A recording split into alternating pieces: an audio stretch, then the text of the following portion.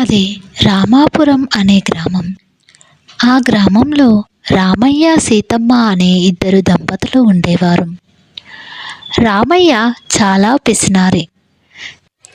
ఏవండి, ఇంట్లో కూరగాయలు ఏమీ లేవు, వెళ్ళి మార్కెట్కి వెళ్ళి కూరగాయలు తీసుకురండి. అదేంటి, మొన్ననే కదా కూరగాయలు తీసుకొచ్చాను, అప్పుడే ఆయన్ని వండేసావా?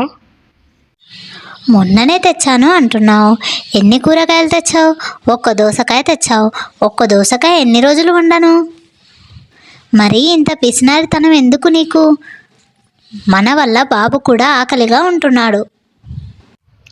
నేను చేసేదాన్ని పిసినారితనం అనరు, పొదుపు అంటారు. సరేలే, వెళ్ళి తీసుకొని వస్తాను. ఏమయ్యా, కిలో వంకాయలు ఎంత? కిలో వంకాయలు 15 రూపాయలు. ఏంటి, 15 రూపాయలా? 2 రూపాయలకు ఇస్తావా? 2 రూపాయలకు వంకాయలు కావాలా? పో నాయనా, నువ్వు తీసుకోకున్నా ఏం పర్వాలేదు. 2 రూపాయలకు ఎన్ని వంకాయలు వస్తాయో చెప్పు, ఎన్ని వస్తే అన్నీ ఇవ్వు. 2 రూపాయల కంటే ఒకటే వంకాయ వస్తుంది, కావాలంటే తీసుకెళ్ళు. అలా రామయ్య తన పిసినారితనంతో వంకాయలు 2 రూపాయలవి తీసుకుని ఇంటికి వెళ్తాడు. ఇలా ప్రతిదీ తన పిసినారితనంతో తక్కువ కూరగాయలు తీసుకెళ్లేవాడు. వాటిని వారమంతా సరిపెట్టమని అనేవాడు. నాన్న, రేపు మా స్కూల్లో మా ఫ్రెండ్స్ అంతా కూడా పిక్నిక్ వెళ్తున్నారు. నాకు కూడా 2000 కట్టు, నేను కూడా రేపు పిక్నిక్ వెళ్తాను. ఏంటి, 2000 కడితే పిక్నిక్ వెళ్తావా? అంత డబ్బుతో ఏమేం చేయొచ్చో తెలుసారా నీకు? పిక్నిక్ లేదు, ఏమీ లేదు. ఈ ఆదివారం నిన్ను పొలానికి తీసుకెళ్తాను. అంత కావాల్సి వస్తే పొలం దగ్గర నువ్వు కావాల్సిన అన్నీ చూడు.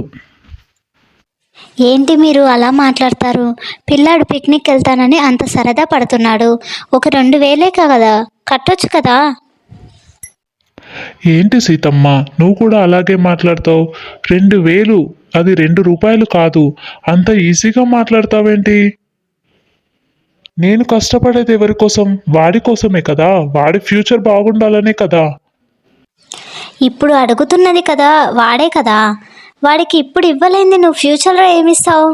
వాడి సరదాలు కూడా తీర్చడం మన బాధ్యతే కదా. నువ్వేదైనా చెప్పు సీతమ్మ, వాడికి డబ్బులు ఇవ్వడం కుదరదు. పిక్నిక్ వెళ్ళేది లేదు, ఏమీ లేదు. ఏ రామయ్య, నీకు ఇది తెలిసిందా? మన ఊర్లో ఉంటాడే ఆయనే, భీమయ్య అనేవాడు. అతనికి ఏదో హెల్త్ ప్రాబ్లం అంట. ఉన్నన్ని రోజులు పిసినారితనమని సరిగ్గా ఫుడ్ తీసుకోలేదు. అలా పిల్లలకు కూడా పొదుపు చేయాలి అని చెప్పి సరిగ్గా అన్నం పెట్టలేదు. కూరగాయలు కూడా సరిగ్గా తీసుకోలేదు. ఇప్పుడు వాళ్ళు బెడ్ పాలయ్యారంట. నిజమా?